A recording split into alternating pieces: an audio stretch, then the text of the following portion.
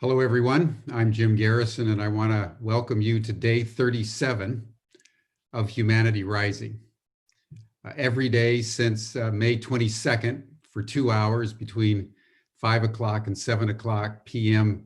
Central European Time, we've convened an open space so that people from all over the world can come together and share their experiences of what it's like navigating through the pandemic that we're all undergoing.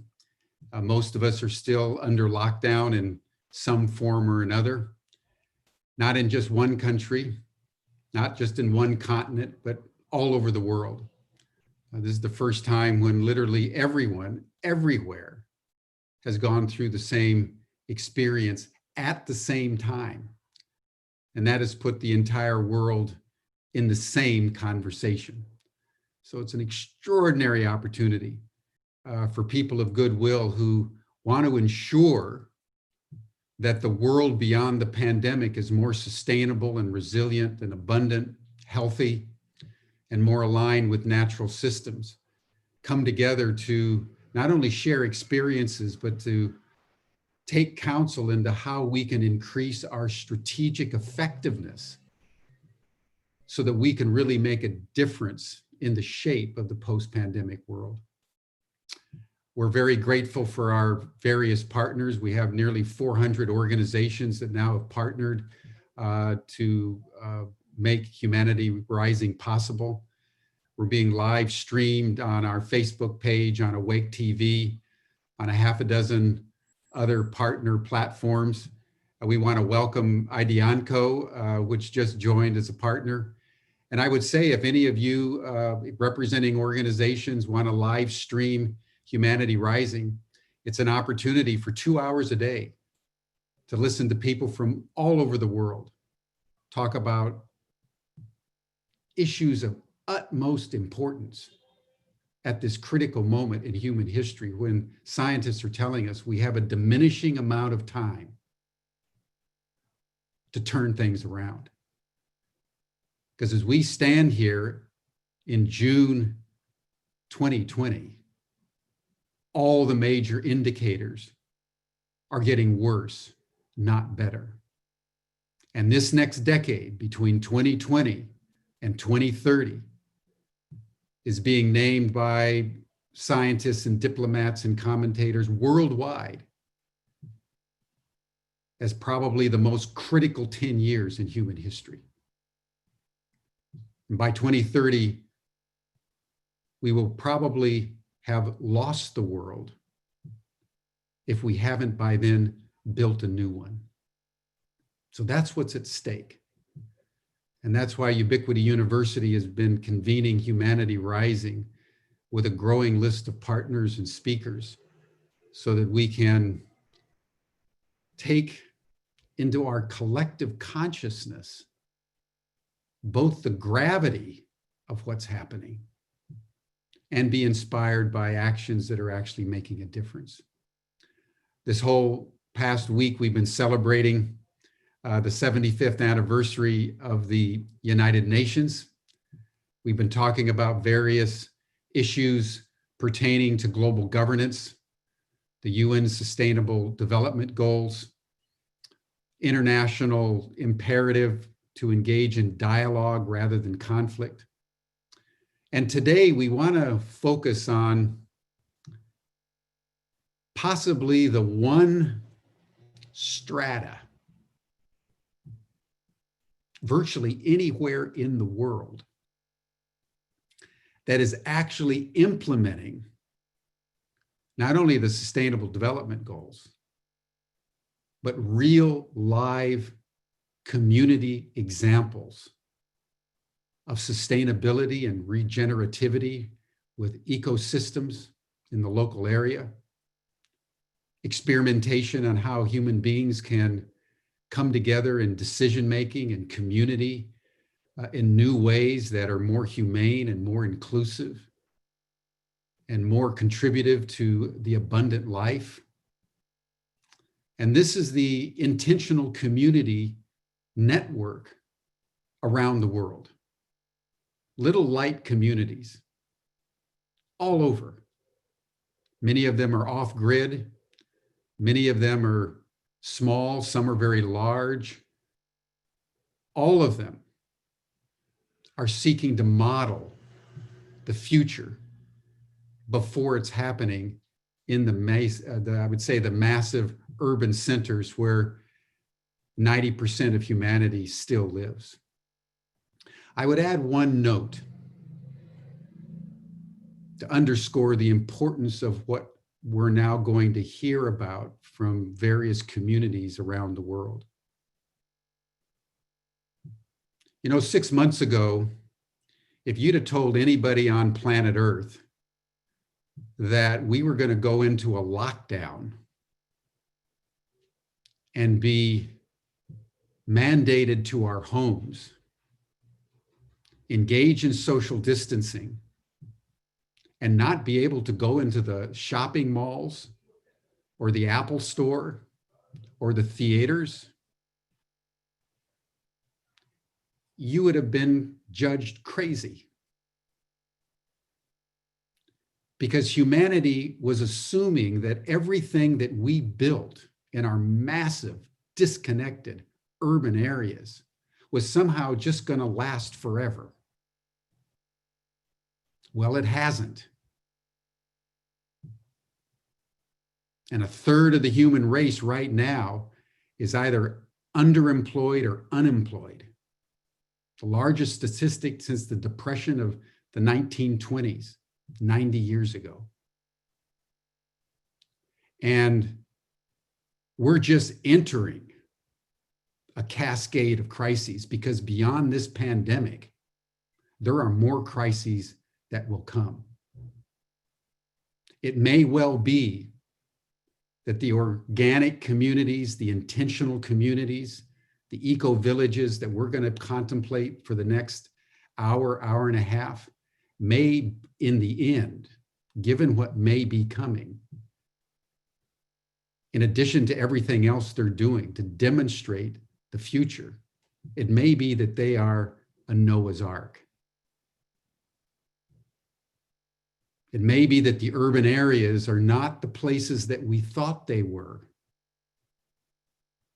And not only do we have to rethink the world, we have to rethink how human beings come together in a more decentralized and commonsensical way. I'd like to now turn it over to Kosha Joubert, who's been the CEO of the Global Ecovillage Network.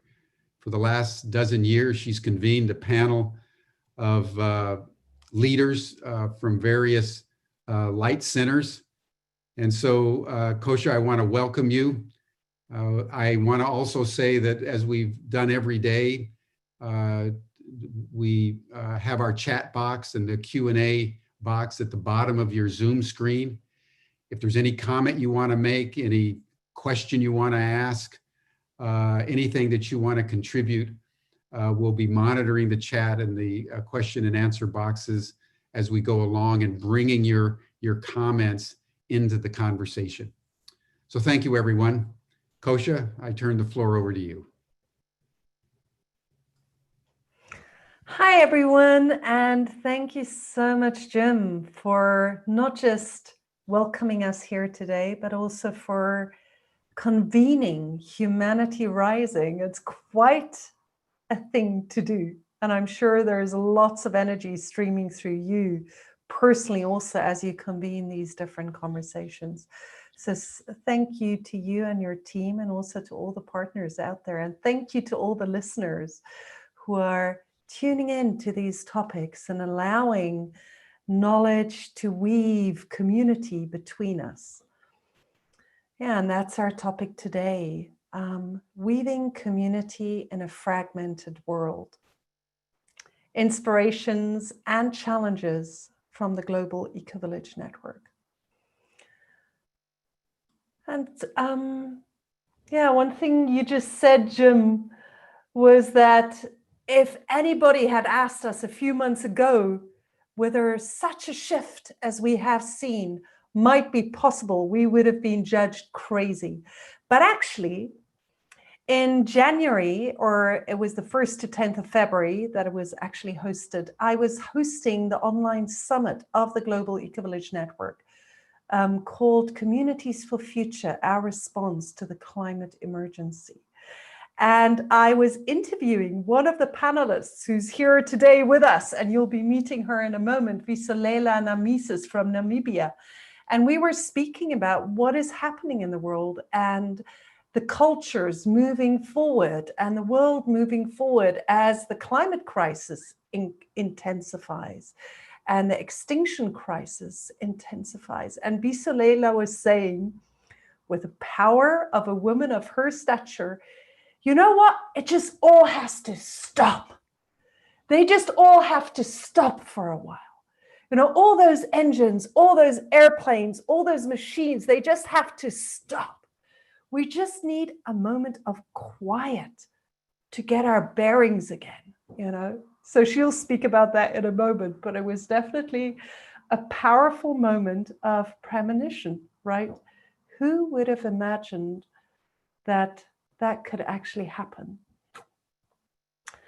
Yeah, and I'm really delighted today to be here with you. As Jim said, I have served as the CEO of the Global Ecovillage Network for many years now, and I'm actually just on the edge also of moving out of that role and moving into the role of moving to another charity, which is called the Pocket Project, and is dedicated to creating pockets of healing around pockets of healing, especially of collective and intergenerational trauma. And I think what we will explore today as we speak about inspirations and challenges around the building of community is will relate also to this weaving together of the work of the Global Ecovillage Network and the healing of the trauma that we are carrying with us. You know, and also Jim just said that the crisis has really brought us together as a global community in a way.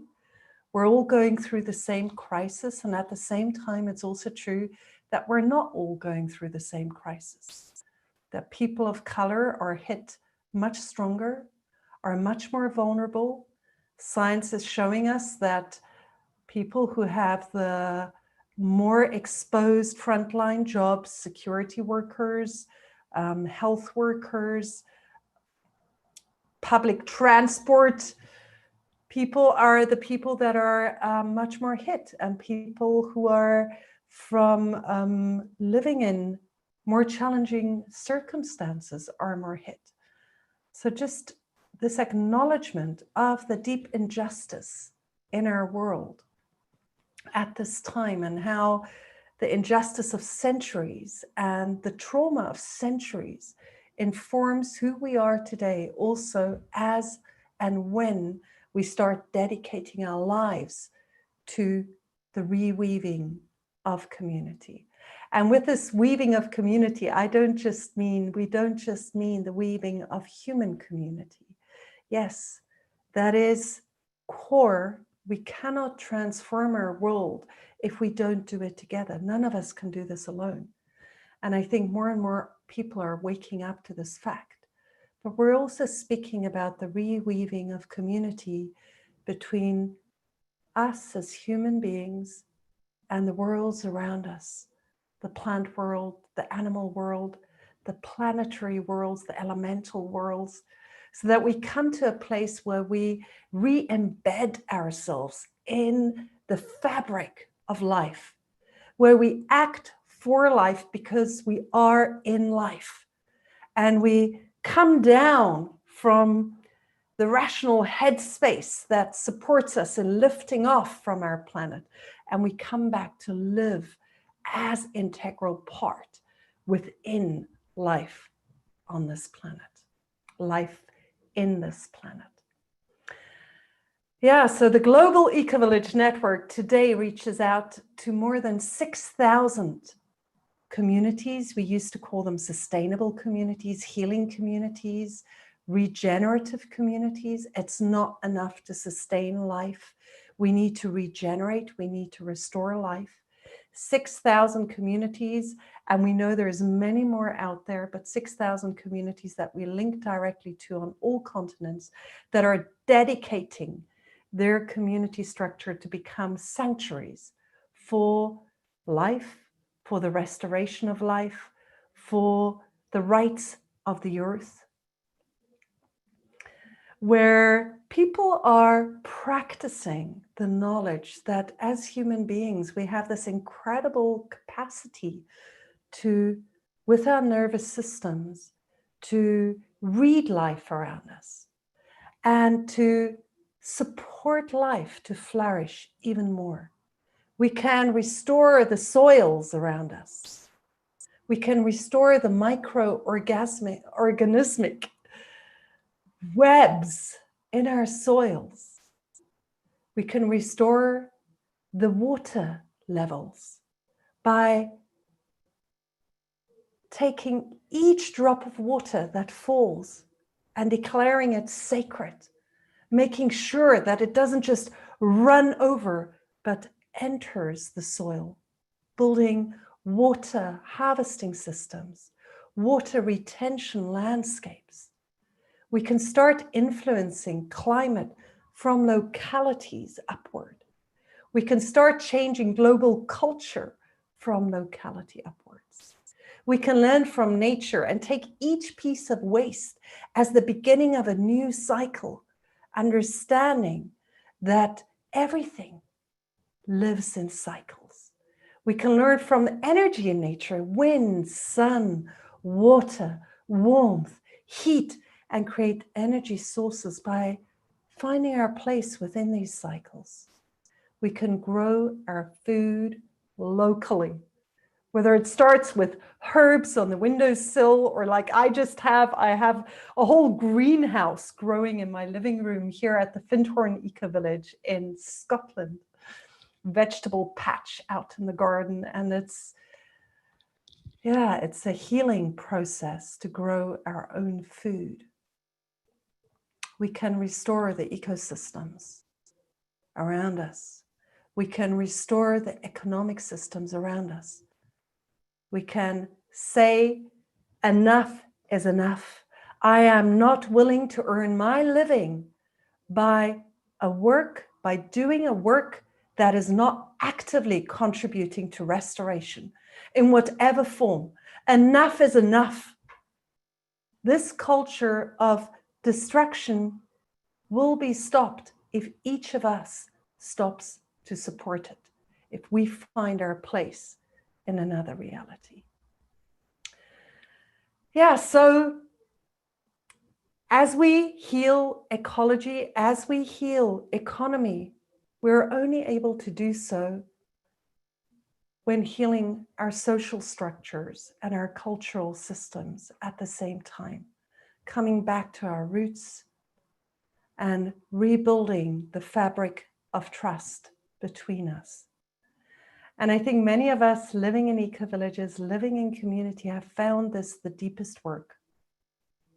The work that is, in a way, feels like a never-ending work.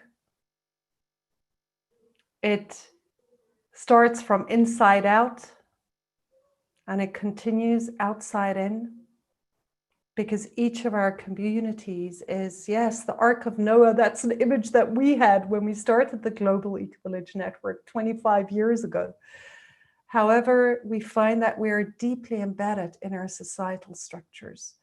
And as we mature, as the communities mature, yes, they become like a yogurt culture that infiltrates the milk of society. And we see many inspirational seeds going out into society and enriching the societal structures around us. But we also see, and Sunita Ba from Cameroon will speak to this, how the societies around us and the bigger world that we live in has huge influence on our communities. We are together in this.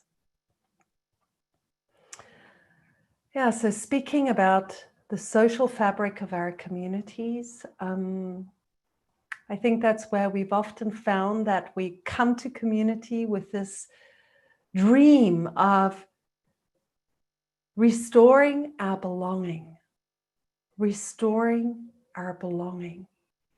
in this world.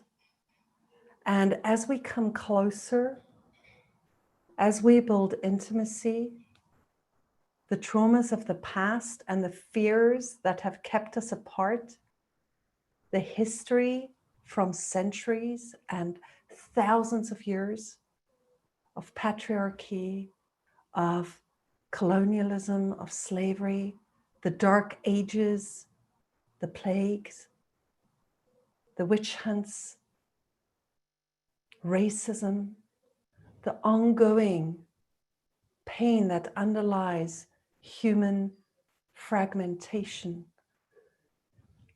comes into our communities, and it comes up for healing. It's something that we cannot turn away from. So communities have been hotspots for the development of social technologies for shared decision-making, participatory design, deeper, more intimate sharing, healing practices, alignment practices to higher purpose. How do we align together? How do we shift into global collective wisdom? Yeah, and I think in the past decades, since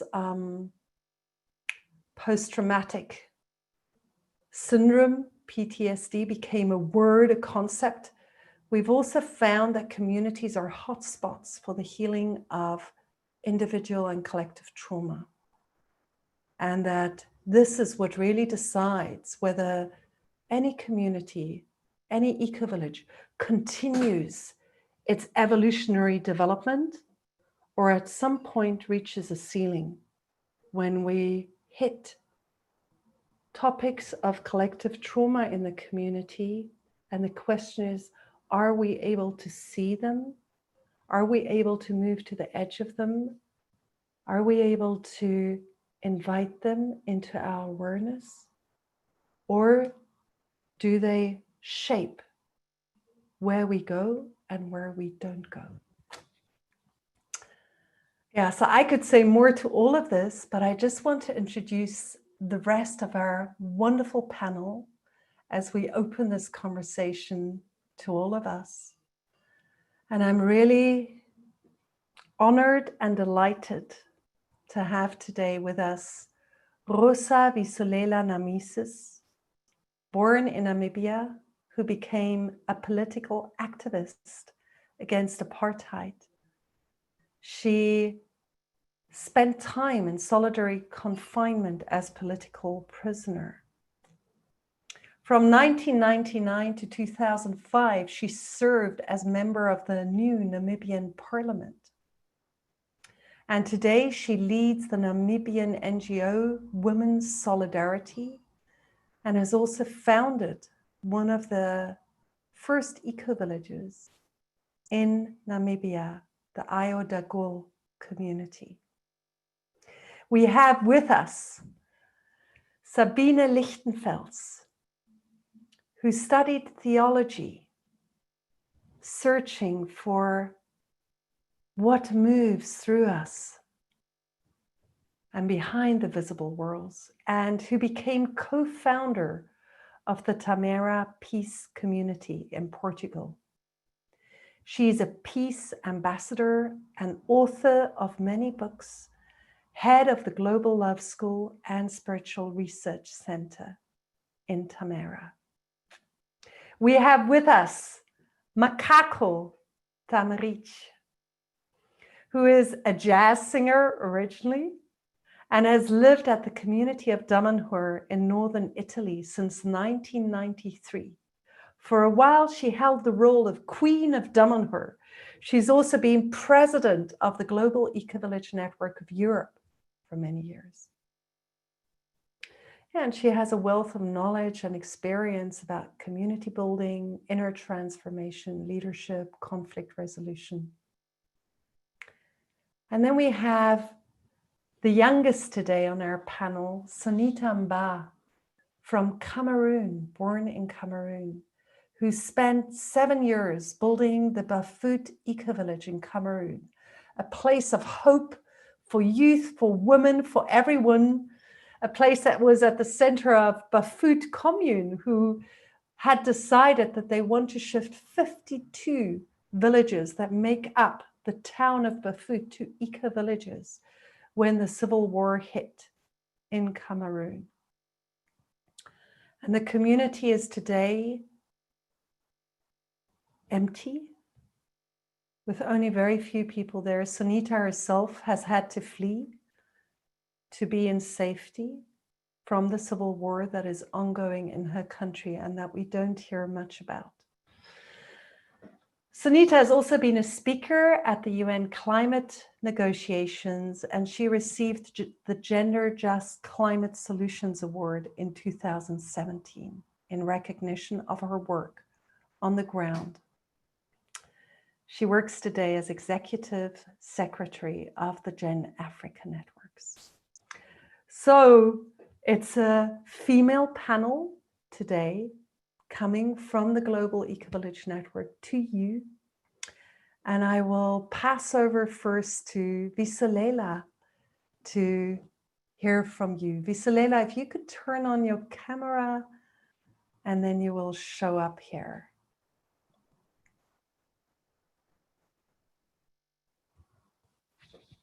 Yes, there you are.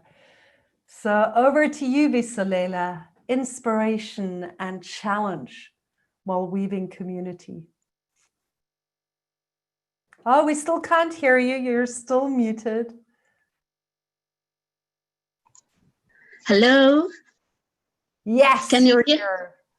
Okay. Good afternoon to everybody and to all the listening participants out there in Mother Earth spaces.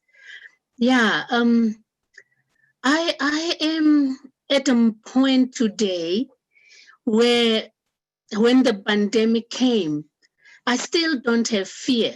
That's my point that I want to tell the community, that I still don't have fear about what is happening. I'm embracing what has come because that has really awakened us all to start to think about how to start not the new normal, but how to start to live together with all that we have forgotten. And as a result, I am looking at what is currently happening with our small community. I need to tell the listeners that it is very sad, but also very encouraging and motivating. Sad in the sense that we have forgotten how to live together. Becoming very afraid of a little lizard and of ants that are building their ant hills to becoming very afraid of COVID. That is what has happened with us. And also, as a result, we are now learning to live together. We have forgotten which ones are poisonous insects and which ones are our friends. So in our garden, we started to learn which is our friends in the garden that needs to stay in the garden, and which ones are we not supposed to kill, but we can let out of the garden. And it is a very beautiful way to also look at it with the virus itself. Where is the dangerous spot of the virus? Where is it? What is it that is scaring us about the virus? This morning, a daughter of a mother who is having the infection talked to me. And in the talks, she was telling me about it is very dirty where they are quarantined. It is also very much a situation where the health workers are avoiding them and not allowing them to meet to warm their food where they are warming their food, the doctors and the nurses now, because they think that they will infect them. Now you can see already how we become afraid of each other. And it's these little bits that I think we have to learn to not be confused by this fear of the unknown. I'm sure they are the patients, they are patients who they give tablets, treatment, then they are drawing the test, and suddenly they are so afraid to warm their food for them to have hot food. Now, it's because we don't know. Mother Earth is the same.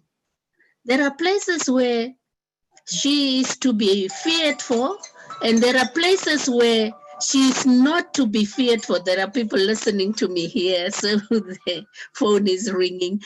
So there's places where they are not, that she's not supposed to be feared for. And once you know those fear points, you will treat it with respect.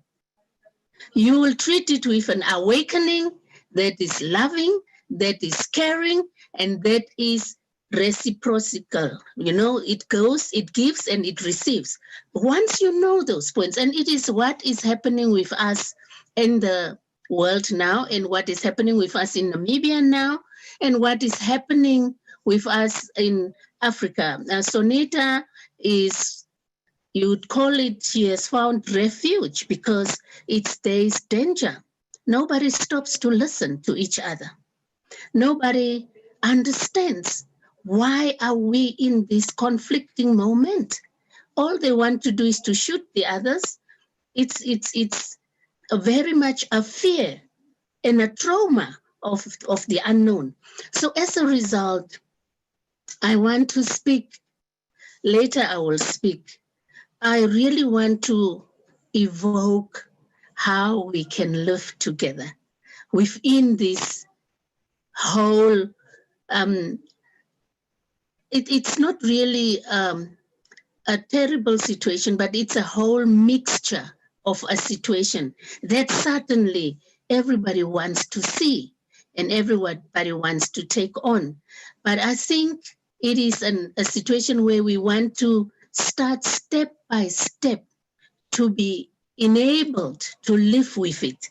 And at the same time, also to be able to solve the problems. I'm also just briefly thinking of Mother Earth. Mother Earth in itself.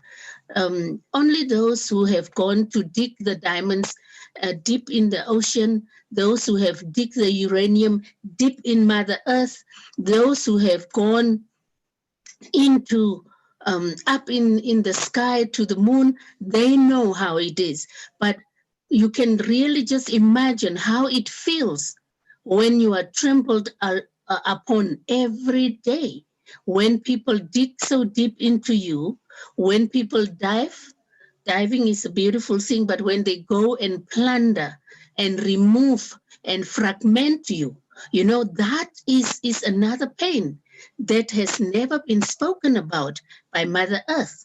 And as a result, how do we connect to that artery of Mother Earth, the unspoken artery of Mother Earth? How do we ensure that the person, or I want to call it the person, keeps on giving and getting us to a point where it feeds us regularly? Kosha was talking about the water, the rain. It brings all that. But have we ever quietened ourselves to just start to feel and connect with that? And this is also what the pandemic is calling us to do, to really quiet down and listen to, can we also have a moment to connect with me? Maybe that's where your healing is going to come from. Yeah. So I can come in later. Thank you, Visolela. Yeah, and it's lovely also when you write in the chat. It's just so beautiful to hear from you as listeners directly here in the Zoom call, because it's just makes us, grows us more deeply into a community in this very specific, very precious moment. Thank you. And I pass on to Sabine Lichtenfels from Tamera Sabine. community. You hear me now? Yeah, Yes. beautifully. Yes. Wow, thank you for both of your speeches. They are resonating very much in my heart. And for me, it's really, I would say with the beginning of Corona, something was, I felt like we are starting now to face the apocalypse. So we are facing something which also means revelation. And there was something where I felt there were results in the healing of Mother Earth and the healing of nature so strong, which we could not realize with all our climate debates. When suddenly there were no airplanes anymore, suddenly the oil was no more. They had no to dig for oil anymore because we couldn't use it, and it was such a healing. I felt it's named Corona. Yeah? It's something like a revelation from the earth, from the universe, which is telling to us as human beings, are you finally ready to understand where you are living? And are you finally ready for honoring life, for respecting life, and for understanding that life is always in its core directed towards healing? Mm. And how you spoke, Kosha, about community. For me, it's so important that community is not only community between human beings. We are so in a bubble. We have to understand that something of the hypnosis of fear has to open and to face life again in its reality. There is another reality what we can and have to face. And for me, it's not by accident that the coronavirus, we are speaking of a virus, is so connected with the lung. So it's something where the lung is an organ in the human being, which is so much connected to trust. And are we trusting again to the wisdom of the universal life? Are we trusting again to the community space which created us? And suddenly we understand that we are holistic beings, that we are embedded in a much bigger reality. And the other side of Corona and the apocalypse, I feel it's really like the yellow card for us as human beings. Are we ready to understand? Are we ready now to take the change and to really shift? And for me, it's the word remembering. It's, or in German, it's Erinnerung, that we feel that something inside of us human beings has to heal in a way that we are able to notice that we are in membership of the university, of the universal life. And which is our part? I really pray that we as the human heart will understand how we have to relearn. And looking from here to the question of community, I feel we are community beings, whether we want or not. So community is as natural as breathing. And facing that we are community with the water, with the fire, with the sun, with the moon, everything created us. Yeah. And are we ready to reconnect? And for me, the virus is telling us, you have to understand, you cannot go on with this fear and separating from each other. Now, even we can't embrace anymore, yeah? So the masks are giving me the sign, now you have to carry mask, which we normally always carry it, because we are under a hypnosis of a society which doesn't allow us to be or to become who we really are. And for me, the deepest relearning is to understand the wisdom of real community. And therefore, of course, what Kosha mentioned, the part of trauma. I feel that we, in a way, we are all refugees. In a way, we all lost this deep, deep wisdom of tribal trust. And especially when we want to come closer to each other, there is often this feeling, I have to protect myself. I have to defend myself. But in a real community, we are organs which want to cooperate. The liver and the heart and the lung, they have to cooperate. And to relearn this as community, there I hope that I would say that we will be quick enough. And there it's so much the question, what is peace about? And when you mentioned the gardening, yeah, I feel the gardening is so much to relearn that there don't exist enemies. It's much more, how do we relate in the right way? How many species did we kill? How many rats did we kill? Can't we learn to cooperate? Can't we honor that this all are brothers and sisters? And then it starts for me with the water, very much. The water is for me also the feminine energy. And can we learn that the water is received again in a respected, deep, honorful way? And then we can relate to the fire in a healing way. Yes, and I can say in Tamera, where I'm living here in the community, there is no so much change inside of our community. We are going on with our life and research how we did before. But I feel from the outer, there is more fear, there is more pressure, there is more, we have to find ways to rebuild trust. And when I see Sunita in our circle, I know how much pain, how much suffering you have to face right now. And are we, as the ones who are living much more in protected spaces, are we still able to be in compassion? Are we knowing that as long as this war is going on, we can't have peace here? We are related. And I think Corona showed us that we are one humanity, one earth, one water body, one cycle. And now it's showing us how fear is able to change everything so quick, and we'll be able to find this shift on also from trust by really learning how are we connected and how do we have to cooperate. Yeah, so far my first words. Thank you for being with you in this circle.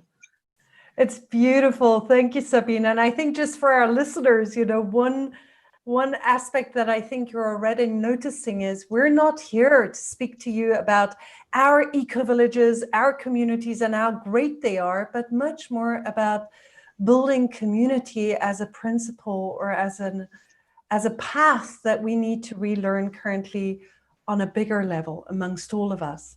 And right at the heart of what we are doing at the moment is to more and more speak to people who are wanting to build community wherever they are.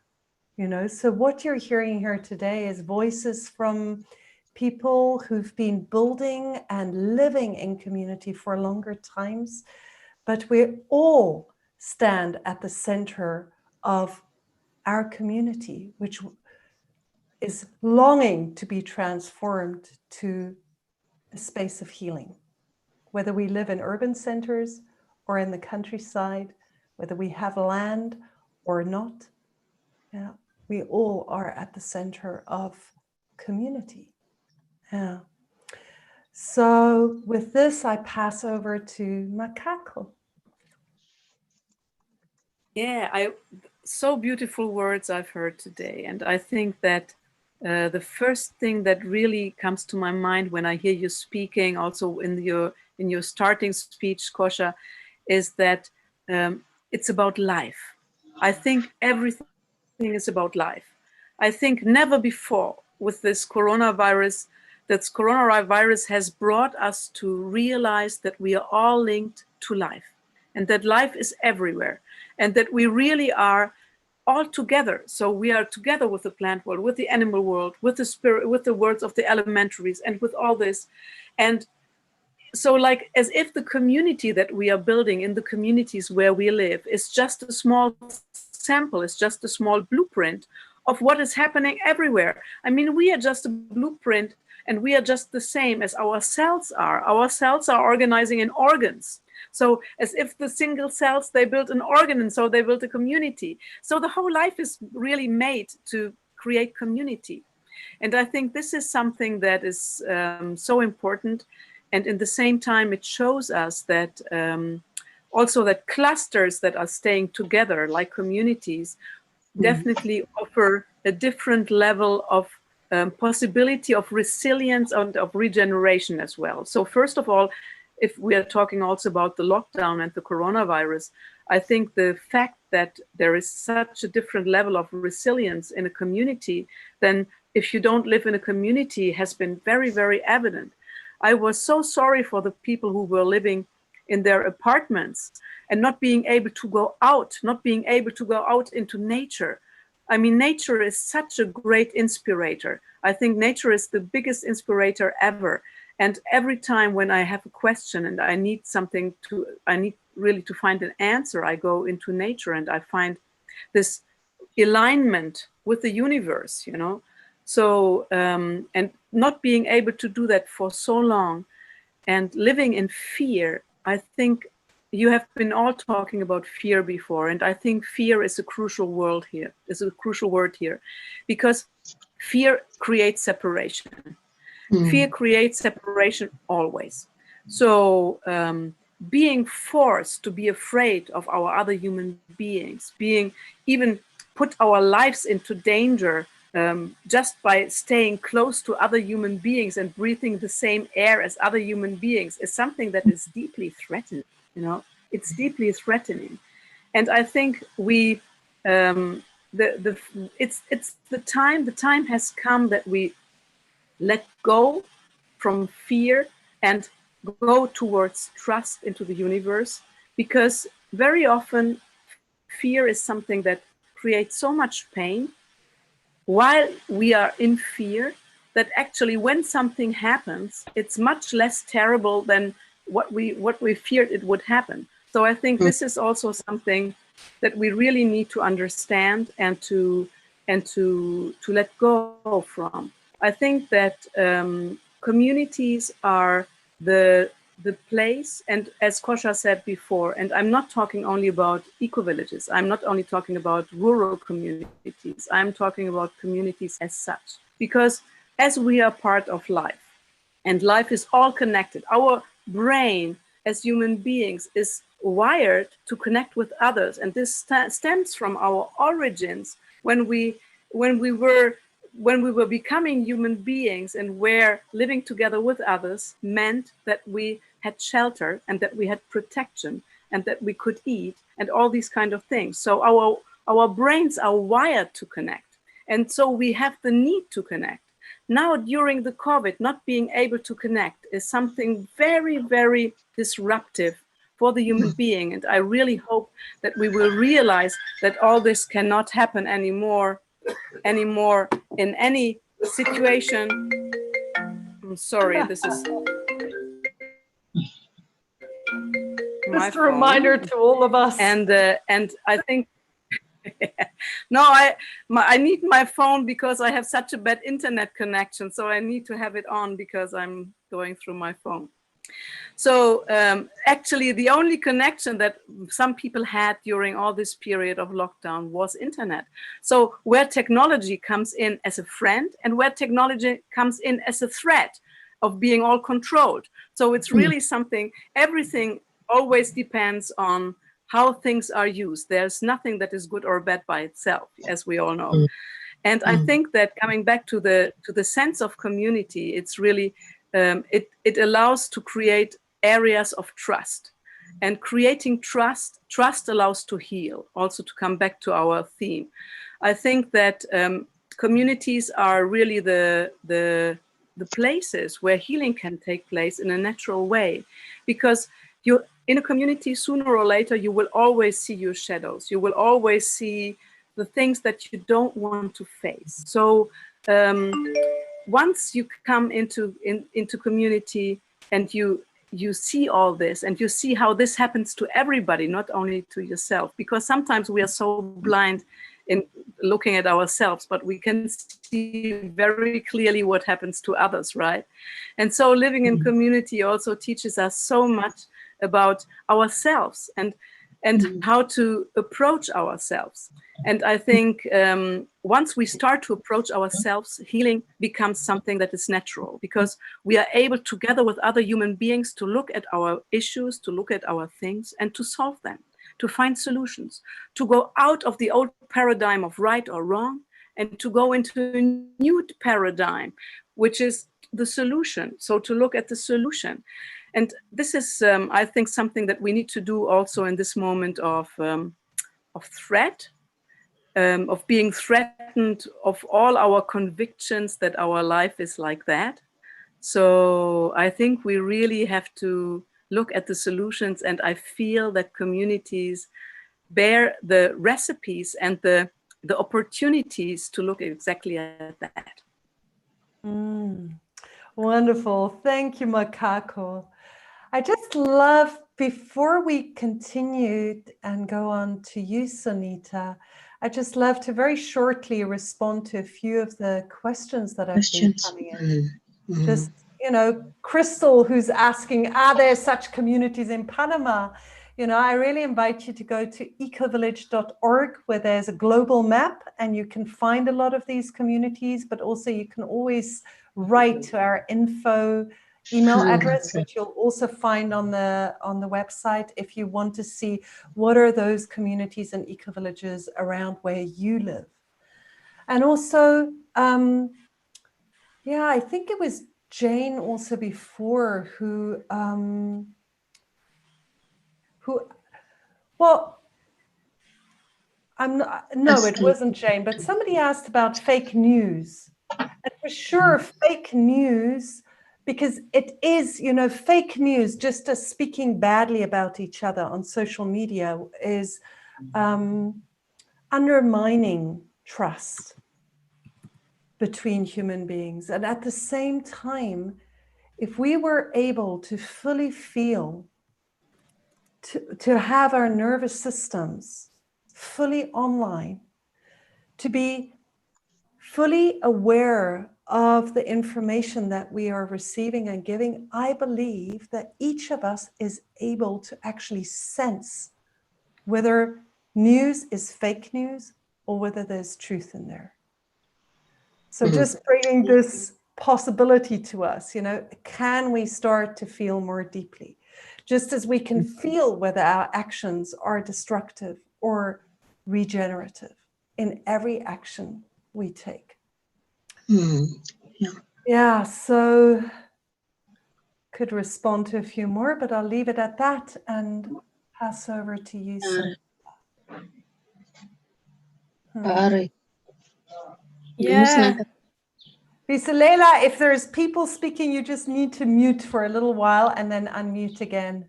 Where am I? We love your voice coming in. But when the community comes present, yes, just for a little while. Lots of love to you guys down in Namibia. And over to you, Sunita. Yeah, thank you so much, Kosha, and thanks to everyone who's listening. Yeah, I am really honored to be here amongst you elders, and I think this is also where I have grown from. And I am so excited to always connect to you elders, because it gives me a place, like a resting place. A lot has been mentioned already about my name, and just to give a bit of an overview, that Cameroon has been in a war situation since 2016, and is still ongoing, and there are a lot of people who are now refugees in different parts of the world, but also that are internally displaced. And having been in Bafut and started the Ecovillage there, and see a seed of hope grown from a bare piece of land into a place that is completely ripped apart, just doubles up on top of everything else in the world. And actually where I am sitting, and when Corona started, for me, did not create any fear. What it created is just the realization that it is just another thing on top of it all. And I know that there are a lot of people in the Black community who feel like I feel right now, that it's just another thing and just another thing, and it just keeps going, and it's just an unending circle where you feel like completely fragmented from birth until unsure actually when that cycle ever ends. And for me at that time when Corona hit, the question was how to deal with already being in war and still being fragmented, and to move into the Corona situation. And at that time, I was living in a house with 20 other people in the middle of a city. And everybody was going a bit crazy at, oh my God, one person is going to have the virus, and then 20 people are going to have the virus, and all of us are going to be quarantined. And oh, Heavenly Father, we all need to be in our rooms. No, don't go out, come in. And oh, let's shut the gates. No visitors, no this. And this just crushed me into pieces, because I am still coming from a place where I have left all my family and everything. And again, to lose another family in the place where I am living was just heartbreaking. And this is a place for me where I have perceived community to be like a big tree, a huge tree with very deep roots that are tapping into like the mycelium under the earth with the water and the warmth, and really feeding it and growing into a gigantic tree of maybe 700 years, and into big fruits and leaves, and starting to imagine this picture once again of what community is, and looking at this tree. And then it was hard for me to confront all of this. Also because I couldn't just talk to anyone that we don't need to be scared, because there was the fear of everything happening, and the fear of touching each other. And every time there was a news about somebody is sick or coughing and could be coronavirus, the whole house was on shutdown. And so this, for me, made me go through another process. Already being in a traumatic process with the war, and had to go through another process. This created numbness. I completely was numb and shut down. And what I realized at the end of the day is that what fragmentation has created so far in my circumstance and in the places where I've lived is that people take fear and put fear in front of everything, and then anything else that doesn't really work is the thing that should go away. And so there was a constant possibility of eliminating anything that somebody didn't like around us. So if somebody had a problem with another person or had a tiny little conflict, that person has to leave the house, or that person can no longer be friends with me. And so there was constant situation of othering. And if you are having a situation that I don't feel comfortable with, then you have to separate from me. So it created the whole situation of separation. And for me, I also kept feeling that I cannot continue to live like this, and that all this stuff of separation really has to stop. It really just needs to stop now. And I am completely tired, and the world is also tired of these circles and circles of separation. And that the separation of ethnicity, the separation of language, separation of Black or white, separation of knowledge, whatever form of separation just needs to really stop, because it's really enough. And this really, really destroys a lot of people. And for me, the question is, how can we deconstruct these different systems? How can we deconstruct these processes and actually really see beauty come out of that? And where I really admire the concept of community, eco-villages, and why we all need to go back to this and to go back to regeneration is because communities are a source of hope. And that those trickle little messages of hope is what really keeps us alive. And going back to the garden and working and just feel grounded in messages of hope, and not all the disastrous messages we leave on social media is what I feel really grounds us. And that the more we talk about hope, the more we send our hope messages out there, the more we embrace each other, the better it is that we feel inside of us, and we resonate that also on the outside.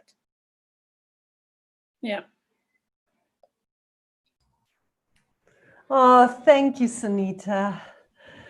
Yeah, amazing how you can end on a message of hope also after beginning with these cycles of never-ending fragmentation, right?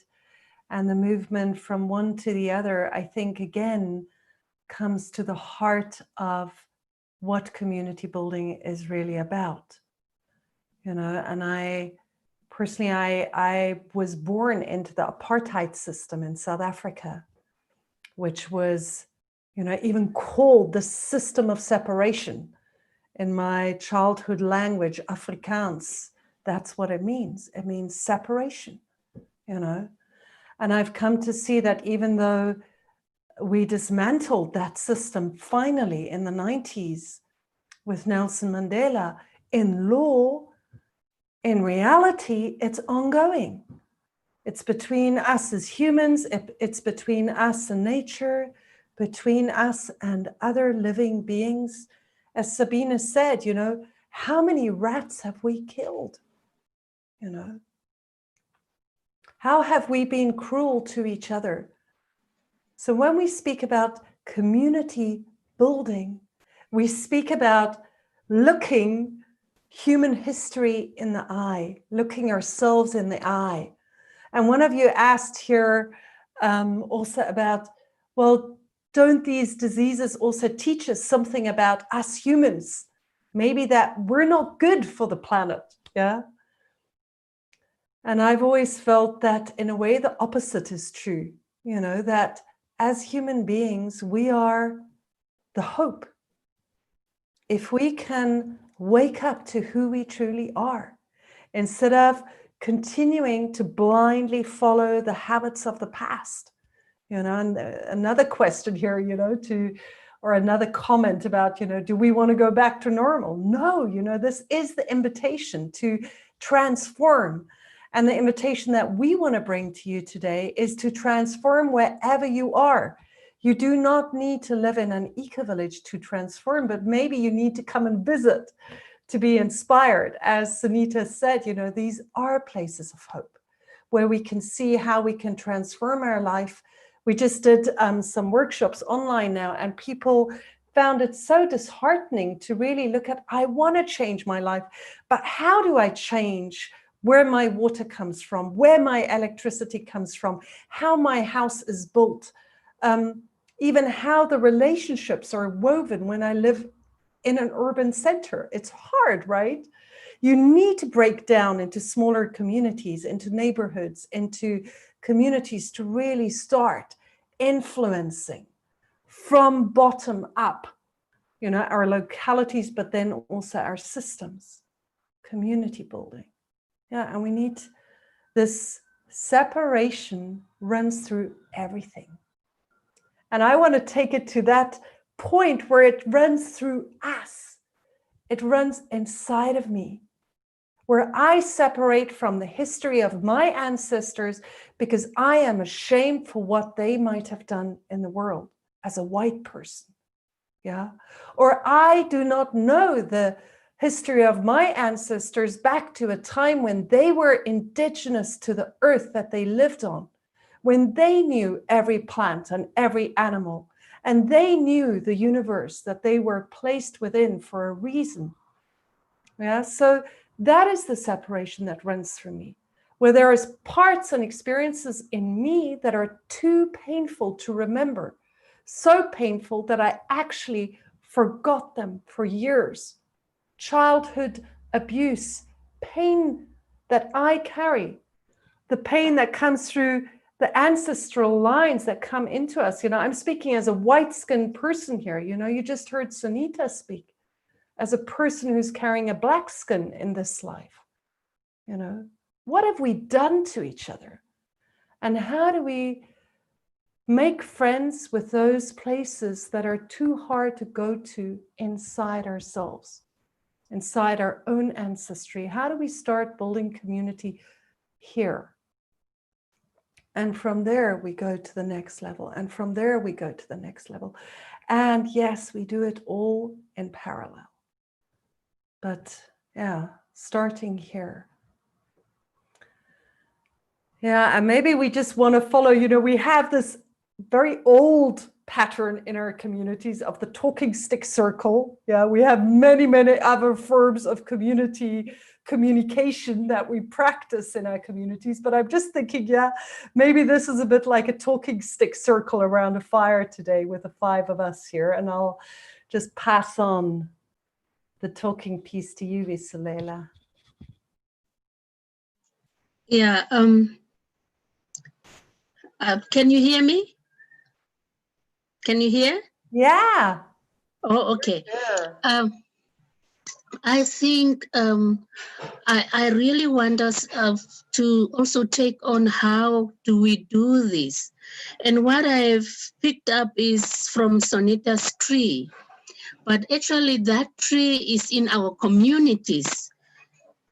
The tree that bears the fruits, that has rootedness, that has beautiful leaves, is in our communities. There are individuals, and that's what I have seen whilst I was living, whilst not I was living, but whilst I was doing between the community and the urban city during the time of this pandemic.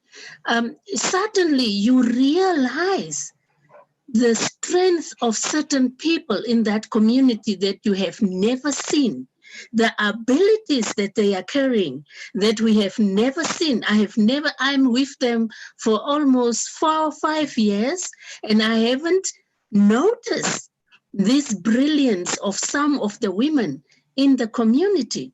And that is what has helped. That fear factor of them speaking out and me listening in a different eye, in a different softness, has helped me to see the ability of some of the women.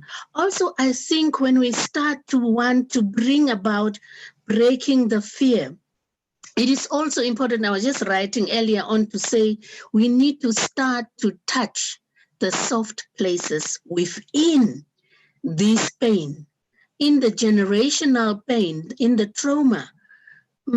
There is one place somewhere that is softer. There is one place in that generation that is loving, that is opening up. It is also for me when I see the caterpillars when they came in the country now with the rain. I wanted to see if they have left us something. Of course, they were eating. There were so many. For this year there were many. We are eating some of them, the caterpillars, and they were really going around on the ground. And they were eating. So I was saying, is there somewhere that they have left? And yes, they left some. Everybody was just saying, oh no, these caterpillars, they need to be poisoned, they need to be sprayed. And we were saying, I was called to do an interview in the country. And I went and I said, no, don't do that. Let us go and harvest the caterpillars. Don't kill at the moment.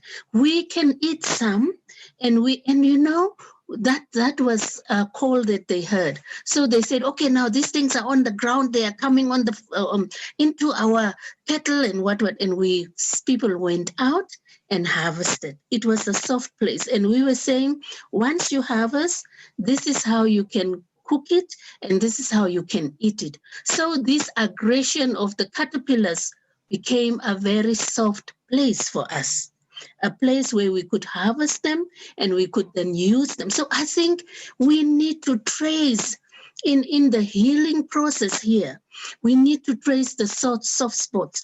And somebody was just writing about love here. I think the soft spot creates also an opening for love. And it also gives us an opening to relook ourselves where we are at.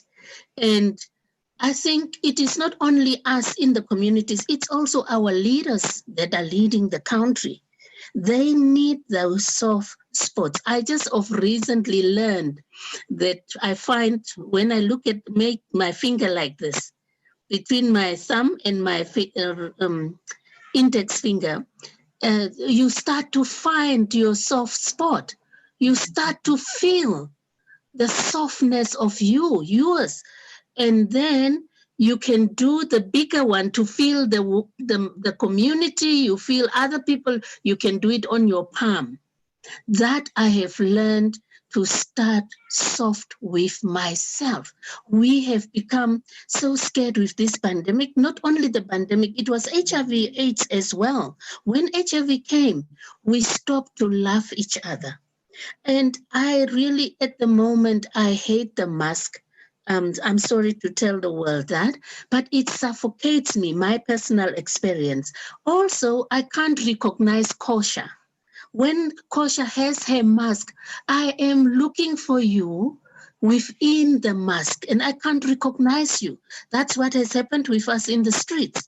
We can't recognize each other, so we are passing. And I am turning all the time to say, was I actually supposed to learn to know your features, your voice? So that's what I'm learning now, so that I can be able to say hello, because we have passed each other. Many people are passing each other by, just passing because the mask is covering us. So what I'm saying is, in the healing, how we start, we need to also lift ourselves from the spaces that we are used to, the comfort zones. We need to lift ourselves out of it. Little Sonita is out of her comfort zone, which is a danger zone now. And she needs to find a new space.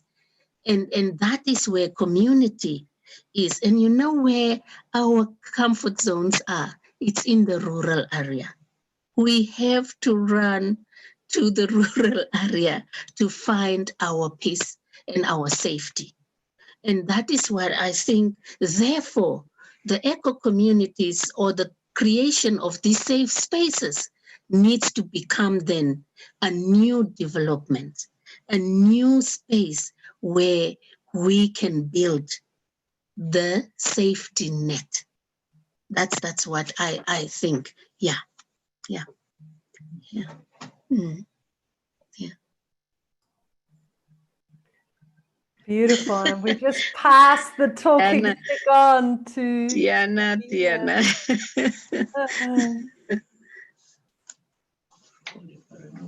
Sabine.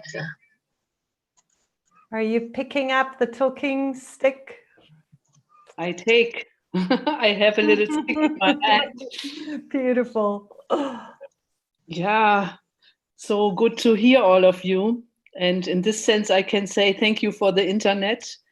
And I don't know how long it still will work. My feeling is we will still approach a lot of crises. And I feel that we have to learn to prepare ourselves for the web of nature. To really, I think through all the education we were going through on a religion, this was also teaching us mistrust. So we don't have the real trust anymore to the divine powers. And to relearn this, that there is a guidance, like the example with the tree, that a tree can grow so beautifully. He can only grow because he has the deep connection to the seed. And my feeling is that we as human beings have fully to remember the heart of humanity as the seed, where we rediscover this feeling of sister and brotherhood to each other. And especially when we speak about love. So we say, yes, we all have to love each other, and we know it's true. And on the other side, we all know it's work to build community. It's a deep work because there is this deep layer of fear. So the core line is for me from fear to trust. And especially when I sometimes feel that the love has its own logic and it's very precise. So like the sun is very precise when she rises. She doesn't say, I have a bad mood or a good mood. She is very precise. And with this precision in the relationship of the different organs of the globe, the balance of life can be held. And there I feel, for example, in Tamera, we have to build community in this new kind of way. We give a lot of awareness in this trust building. How does it work? And to take our masks out, yeah. And I feel that we learned so many things. For example, being an individual. In our society, being an individual often means here is me, the little person, and there is the world. And we feel the separation already in the beginning, how we are educated. And to understand that that we are not separated, that we are connected in a much deeper level. This is for me the process to relearn and to understand how does it really work.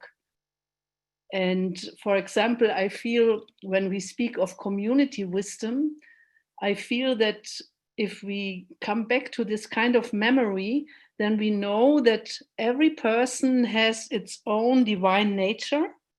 And if every person really takes his purpose fully, then there is balance, then there is the power of healing.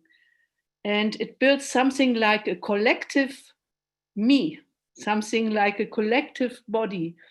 And we, from the Western world especially, we only know this in a negative way. We only know the collective body as this kind of which drives us not to be who we really are. The whole fascism, all these things were only possible because there was this imperialistic collective body which brought us to this kind of fear, and from this fear violence appeared. And there I feel sometimes we have to understand, to build new kinds of university, how to study really life, how to study the laws of life. Also the relation of the genders. What is it really to say feminine energy, masculine energy, transgender energy? How is it really related in a behavior where we can learn to be who we really are? And I sometimes feel there is such a difference between to be driven, and we are driven from our longing, and we are not conscious. There is no conscious in what we are longing for. So we run behind the things in a very needy way. But I feel if we learn again to reconnect with the healthy picture, then we are no more driven. Then we can learn that the consciousness enter to our way of behavior. And I feel there where consciousness can enter, there can be no war. And in this sense, just I want to express my gratitude to Sunita again. I'm always so touched if people who are living in a war zone so directly still carry this power and this hope. You were speaking like a shining sun for me, yeah. And I'm often in contact with people, for example, in Colombia, the peace community in Colombia. All the international people had to leave because of Corona. So they were alone, and they were every day threatened by the paramilitary. But they, as a community, they could not live in quarantine. They were together, they had to stay together. But because they had such a deep trust, no one became sick. And they had a very protected space. And in the area around, many, many people became sick. And for me to know that in a way, every sickness is like a speech in the memory of, in the library of life. And every sickness carries a message of healing. And when we understand this message, then we also can reconnect to the healing power. And there I feel we are really, really called as communities to build this web of support where acupuncture points of healing can appear. Yes, thank you for this beautiful circle. to share with you the thoughts. And you pass on the talking stick to? I pass on the talking stick, I think, to Makaku. We have the same line. So I really thank you all for, I feel that we are so much on the same frequency. And I would also like to use Sonita, because you have been speaking so beautifully before, and also sharing your desperation. And I think that one thing that comes out of your speech is very clear, which is that sometimes if we are pushed towards such a deep desperation that really threatens our being inside, we break apart all the crusts of our masks and of our things and go to what really matters. And in that moment, you said that the hope did arise. And I think this is exactly what it's all about. And so I really hope that we don't all have to go through desperation to make the hope arise and the possibility arise. I want to share also some beautiful news. I mean, the lockdown, for example, in my community here at Damanhur has been extremely beautiful. It has been one of the best, most beautiful community experiences that I have experienced since 28 years that I'm living here at Damanhur. Because what happened is that, you know, we live in smaller communities of 15 to 25 people in our federation of communities. And so the single communities were doing their normal life while we were all connected through internet with all the other communities. So in my community, what happened is actually that because we were living together so closely, because we were working together and everybody had their exact piece. We woke up in the morning, looked at what was to do in the house. Everybody looked at what they needed to do with their lives. And so we really created such a strong and dense community living that I have not experienced before.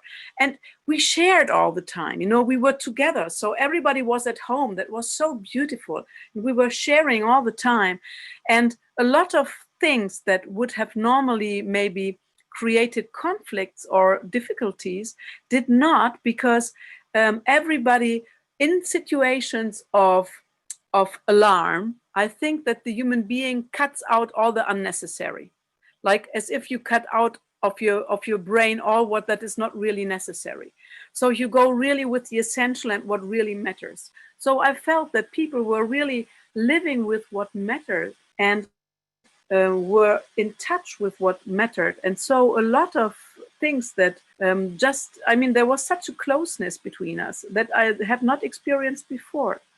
And I think that this is exactly the message also that I would like to go out, because if we live another thing that I saw that was again in the same idea, we live in an area here in the mountains where the people around are not so friendly very often.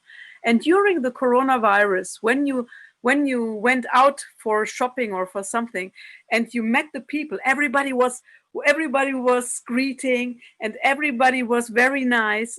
And people, when they were standing in the queues, were very, very, very friendly and people were talking in the queues, something that happened normally in normal life. So I think that all these kind of situations show us that for sure I don't want our life to go back to normal again. I really want it. I want to keep this awareness of what matters so that we go back to what matters. And I think that all this lockdown and all the corona really bears a huge opportunity to reorient our ideas. Nobody would have believed that we could stop everything. I mean, airplanes, cars, trucks, and all this. And yet it happened.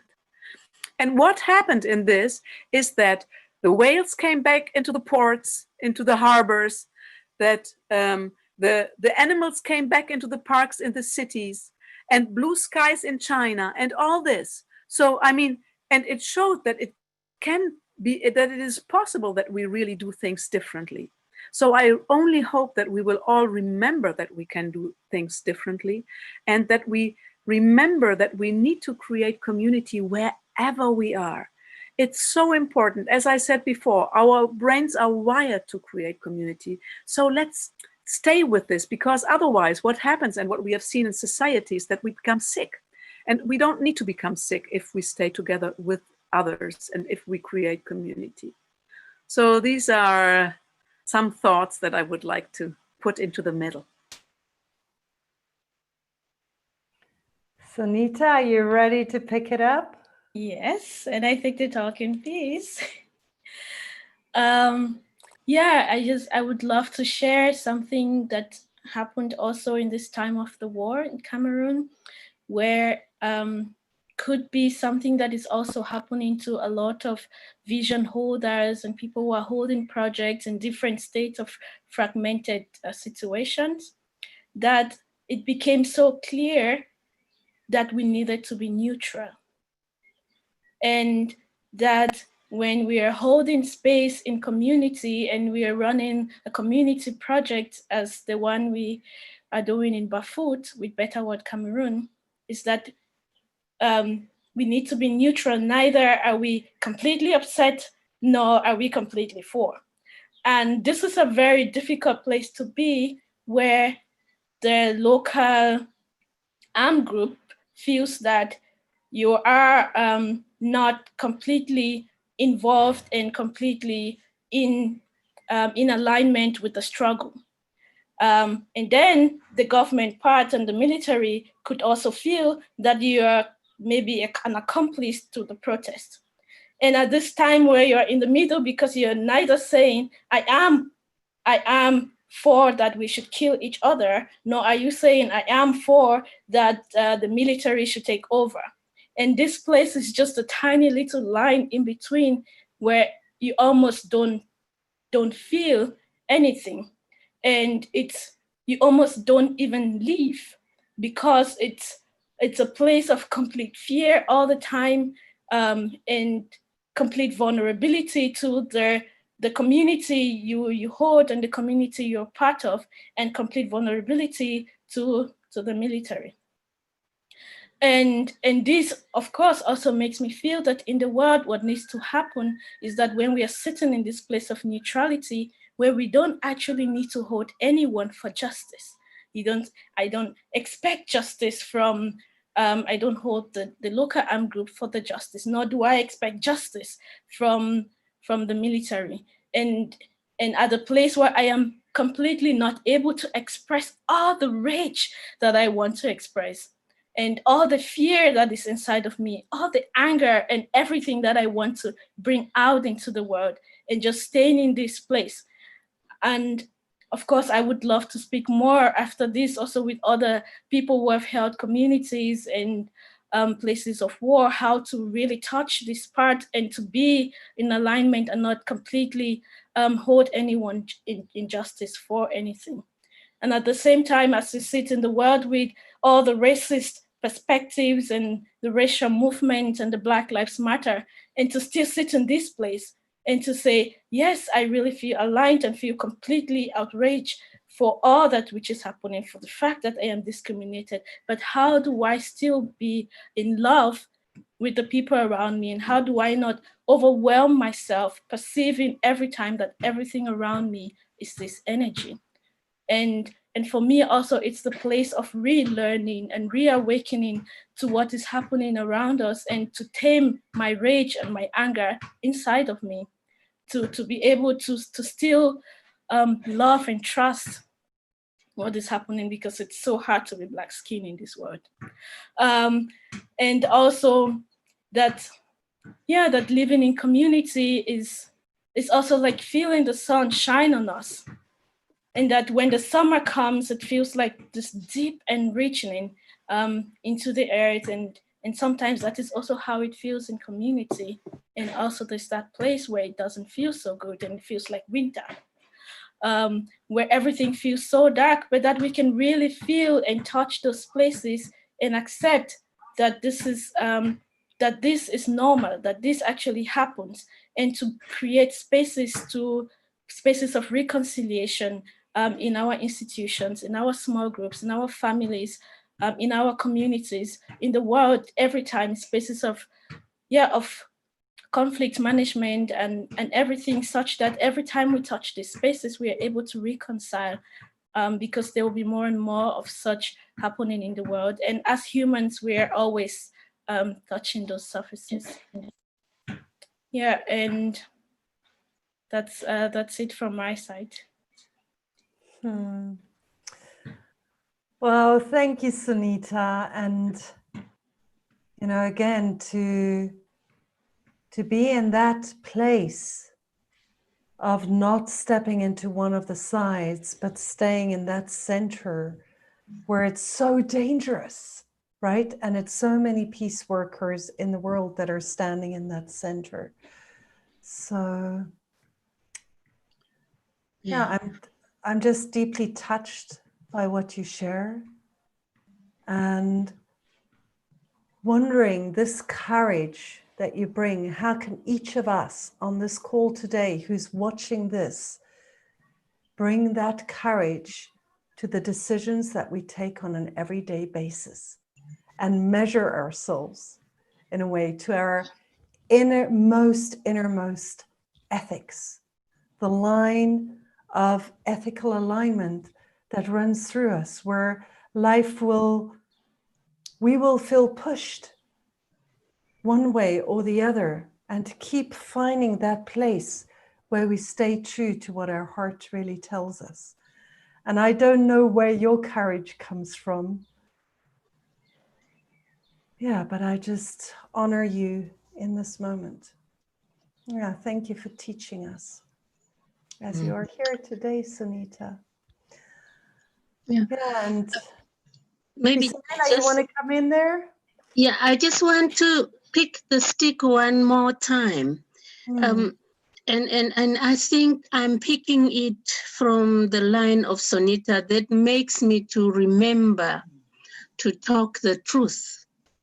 And in all this, even from the colonialization time, and also from the teachings that I picked up from Thomas, it is important that we talk our truth and remember our honesty of how things has gone, so that when the strengthening and the alignment comes, it comes in its fullness and we receive it in its fullness.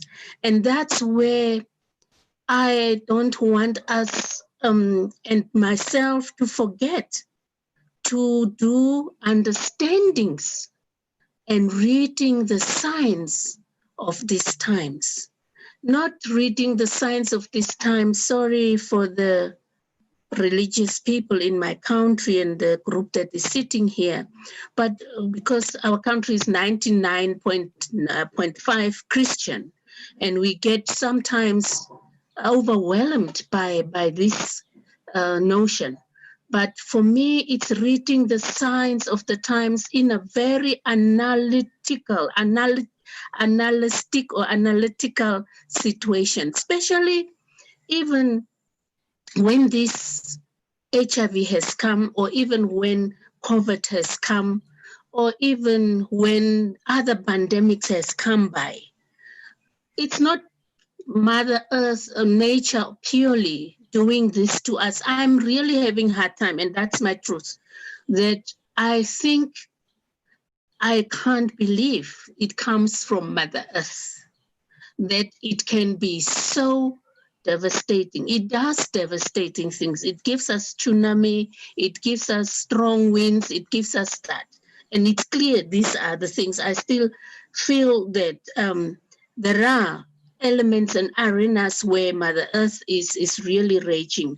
But things like this, for me, I am thinking it's not so much possible for me, and that it has happened like that. And I want to tell also my truth, that it is sometimes very also politically manufactured or maneuvered, and it has to do with stealing the resources that is provided by Mother Earth to all of us, to divert it into a self-greed and self-centered individuals. And as a result, that war, for example, in Sonita's country, as a result, the war in the Congo that is never ending, how come these things cannot? The war in Afghanistan, all that, it has to do with some of the untruths that our guiding powers has forgotten. And for that, I am again bringing it back that they need to return to the soft spots, where I was once telling the bishop, the Pope of the Catholic Church, that once upon a time, he was born by a woman and he was lying in the hands of his mother, and she breastfed him once upon a time. And so with all the leaders of our world, so once upon a time, there was soft giggling sounds that was coming out of them. And as a result, their truth and our truth needs to meet together. And I cannot stay away, aloof, and not analyze, for example, what is happening with this kind of pandemics. And that can only be done by a soft spot people, and that's the communities. Thank you, Visolela. Yeah, and it reminds me, you know, people have been writing a lot about love. And somehow it reminds me that, you know, I don't think love happens where it's easy, you know, where, I mean, for me as a mother also, of course, love happens where, like, I look at my baby, I look at this amazing soul that has just coming into the earth, and there's just love. But I think there is a true love that comes out in the moments of difficulty, when we look at each other and it's hard to stay there, or we're looking at something where it's really hard to be. It's hard not to go into self-defense or into attack even. And instead to stay in a softness and a vulnerability, and to stay in a sensitivity of seeing, even when what is coming from the world feels far too overwhelming to take in. How can we stay soft in those places? And I think that's where, you know, just as small babies or children are much more easily overwhelmed by traumatic experiences than adult nervous systems, they can hold more. But just as much as individuals, we cannot hold as much as we can when we're together. And so even now here, you know, as the five of us speak, we're building a space between us, which allows us to host, you could say, more of what is happening in the world than any one of us could have hosted alone. And with you all together here in the call, there is more that becomes possible. And the more we feel each other, the more it becomes possible. So yeah, just trusting, you know, this what Visolela said, that in a way you were thrown out of your community, Sonita, and there's a bigger community that needs to come in and help you and everyone else to grow roots, to heal. And sometimes I feel a real question mark around how we are going to be able to do that together. And yeah, at the same time, there's only this moment and only here where I can open my heart to what is here right now. Yeah, and I just want to pass over to Makako and Sabine and Sonita for last words, and then we'll complete and pass over to Jim. We only have a few more minutes, so just last words from each of you. Sabine.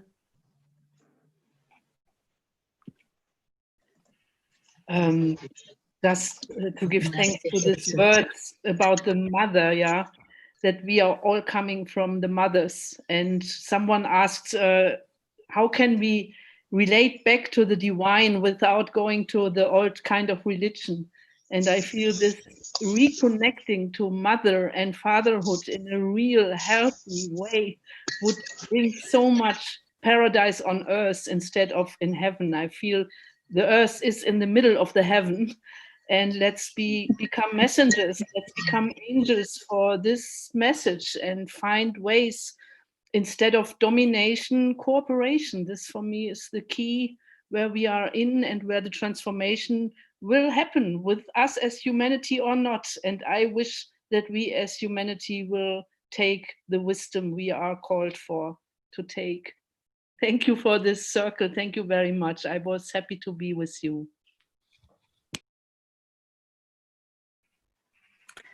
Yeah, thank you. I picked the talking stick. Thank you so much, everybody. It was such an inspiring circle. And I feel deeply humbled by how much truth has been spoken also by such a young girl as Sunita. And I think that my closing words are that I have had the great luck, the great fortune to experience small pieces of paradise in community. And I really think that we need to go there. This is the place where we need to go, because community means to be accepted without being judged. Community means that I love you just because you are there and because you are an important piece of my piece of life, of my part of life.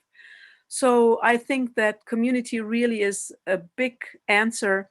And I feel that the whole of the world really is a big community. So we are all one big humanity. And as one big humanity, we need to become aware again that we need to build community where we are in order to be able to build our big, great community as humankind. And let's never get lost of hope. And I pass it on to Sunita. Yes, and yeah, I am again humbled, very humbled to be in the midst of you elders. You shine the light for me. And my last word is really about compassion. And I know that it is still possible for us in the world to still show compassion to each other and to see each other, no matter the race, no matter the color, with a lot of compassion. And that even if we want to build community, it will not happen if we don't allow ourselves and allow compassion to really breathe through us and to actually see each other and to see that we are ourselves also in the other person. And in that, they also say that Black Lives Matter is what you do when nobody's looking at you. What do we really do when we are sitting, when we are hiding in our little corners, when nobody's watching us, when we are not on the street protesting? What is it that we really do? And how do we really perceive other people? How do we feel and experience rage within us? How do we speak about other people? This is also about community and in how we resonate this compassion and resonance with other people and awaken ourselves to realize that there's much more, and all the time we are learning from other people, and that there's much more beauty in this universe when we allow this compassion to shine on others. What we really do when no one is watching you. How do you perceive me when I'm not looking at you? Yeah, and this is my last word. And thank you all so much for allowing me to be here and to share with all of you. It is always a deep, deep honor. Thank you. I feel like I've just had a little shower, warm shower from all four of you. Thank you so much. Yeah, and I just want to say a few last words also for you, all of you who would love to find out more. Someone said at some point, oh, the world should know much more about these places. And it's true, eco-villages around the world are finding local solutions to global issues. And if we weave a tapestry of sustainable, regenerative, healing communities around the planet, we will heal global culture. We will be part of healing this world. So there's tools out there, you know, even though we say you can build community wherever you are, this doesn't mean that you have to reinvent the wheel. We have distilled fantastic knowledge. We have really good design cards, design systems that can guide you, support you. We have experiences of working with conflict, rebuilding that fabric of trust and love between human beings, between humans and all life around us, that is very alive in all of these individual communities, but also in the global Ecovillage network as a whole. And we invite you to go and check them out. Also, don't think that we're just such a small side phenomenon. Yeah, we signed over the past years, we've signed MOUs with 8 African governments who are wanting to bring out national Ecovillage development programs, transforming whole countries into eco-inspired, ground-up inspired countries where governments are actually working with the longing of civil society to create a place of beauty, a place that is deepening, restoring life for future generations. So all of this is possible.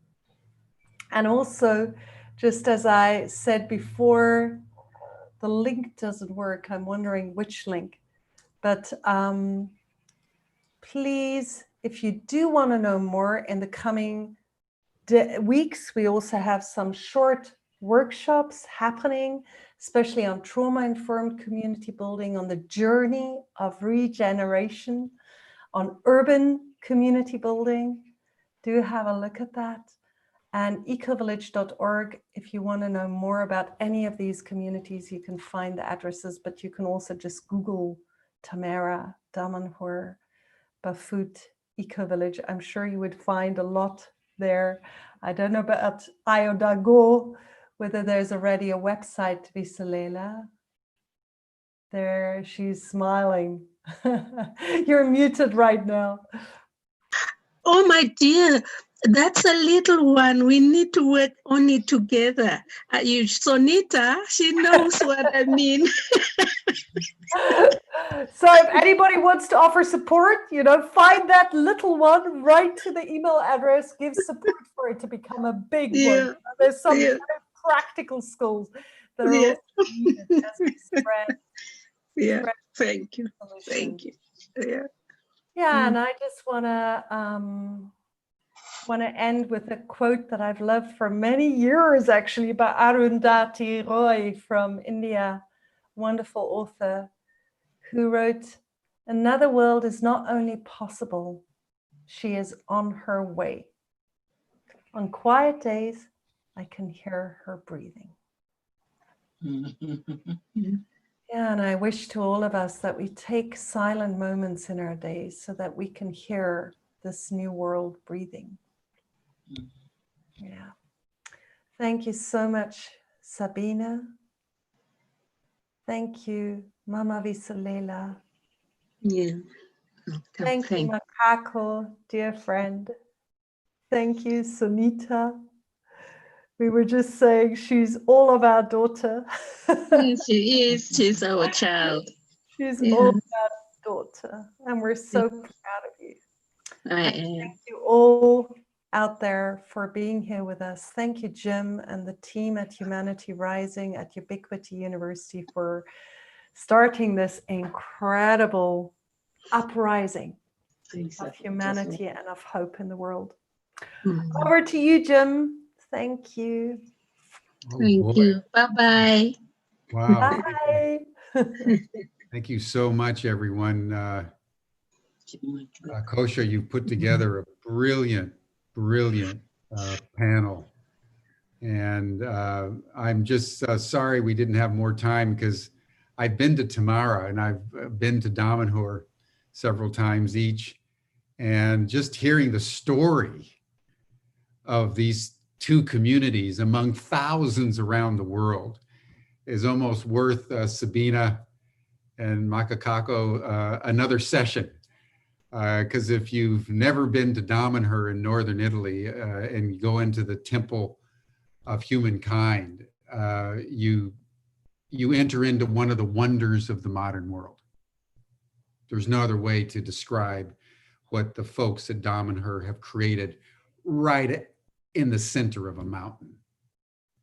It's pharaonic. I mean, it rivals the great pyramids of Egypt. And, you know, going to Tamera, I mean, you know, what you folks, Sabine, were doing in terms of creating the water, the lakes and the streams. I mean, Tamera took a wasteland,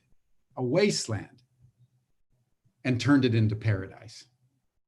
And it's an extraordinary example of what is possible if human beings simply attune themselves to the breathing, Kosha, the breathing of the world to come. She's breathing, you know, it reminded me of Rainer Maria Rilke's notion that the future breaks through us.